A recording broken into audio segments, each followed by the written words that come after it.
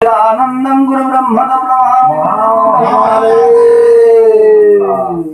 पृथिव्यां तिष्ठन् पृथिव्यान्तरो यं पृथिवी न वेद यस्य पृथिवी शरीरं या पृथिवीमन्तरो यमेति यशदात्मां प्रजामि अमृता गुरु ब्रह्मणो जमको न विदूरि यस्य आपः शरीरं जो अपंतरो यमयति येषदात्मं प्रजामि अमृता गुरु ब्रह्मणो अग्निरंतरजमग्निर्न वेद यस्य अग्निः शरीरं च अग्निमन्तरो यमयति येषदात्मं प्रजामि अमृता गुरु ब्रह्मणो जो वायुतिष्ठन् वायुरन्तरजं वायुर्न वेद यस्य वायुः शरीरं जो वायुरंतर यमेति येषदात्मं प्रजामि अमृता